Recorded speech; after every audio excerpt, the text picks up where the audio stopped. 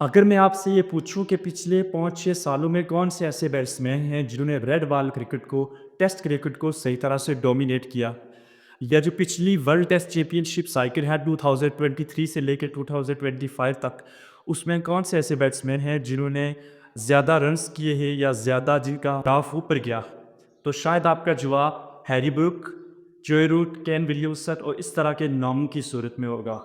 लेकिन अगर मैं आपको एक ऐसा नाम बताऊँ, एक ऐसे क्रिकेटर का नाम बताऊँ, जिनकी सिमिलर पीरियड में एवरेज अराउंड 60 की थी और उनके जो रन्स थे वो 2000 के अराउंड है।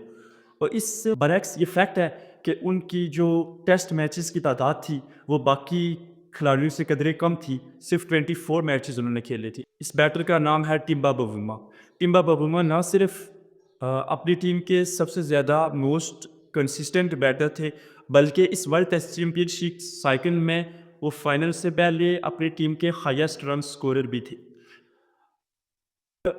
वर्ल्ड टेस्ट चैंपियनशिप का फाइनल कंप्लीट हुआ और उससे पहले टिम्बा बवुमा को इंजरी हो चुकी थी हैमस्ट्रिंग की और इस दौरान भी उन्होंने मैच में शिरकत की और ये उन्होंने कहा कि मुझे अपनी टीम के लिए सबसे ज़्यादा इस वक्त ज़रूरत है मेरी टीम को, लिहाजा मैं जाके वहाँ पे खेलूँगा।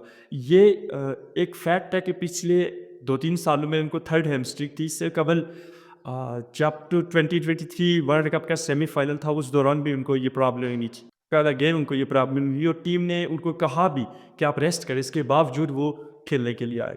सोचने वाली बात ये है कि टिब्बा बवुमा बहुत ज़्यादा अंडररेटेड रहते हैं कि इतना ज़्यादा अमेजिंग रिकॉर्ड होने के बावजूद उनको फिर भी रेट नहीं किया जाता। उसकी वजह एक तो ये है कि ये एक फैक्ट है कि साउथ अफ्रीकन क्रिकेट में वाइट पीपल और ब्लैक पीपल का एक कंसेप्ट मौजूद है, जो शायद बाकी स्पोर्ट्स में भी एग्जिस्ट करता हो, लेकिन क्रिकेट में थोड़ा एग्जिस्ट करता है। टिम्बा बवुमा की ख़ास बात ये थी कि ये पहले ब्लैक साउथ अफ्रीकन थे जिन्होंने अपनी टीम को रिप्रेजेंट किया टेस्ट क्रिकेट में 2014 और इस दौरान उन्होंने एक सेंचुरी स्कोर की। लेकिन उसके बाद एक गैप आना शुरू हो गया इनकी परफॉर्मेंस में, जो कि 2021 तक रहा।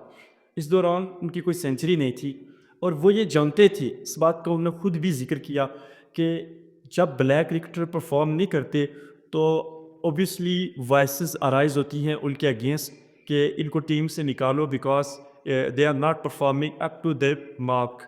सो इस वजह से उन्होंने इस चीज़ को ज़हन में रखा था, इसके बावजूद उनकी परफॉर्मेंस नहीं आ रही थी।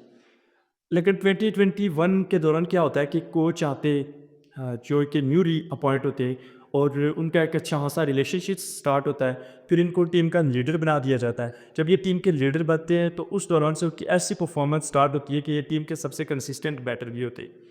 और मज़े की बात है कि जब टिब्बा बवुमा के ये इतने मज़े के रन्स आ रहे हैं, उस दौरान के बाकी जो प्लेयर हैं टॉप 5 टू टॉप 6 उनकी एवरेज अराउंड 30 थी।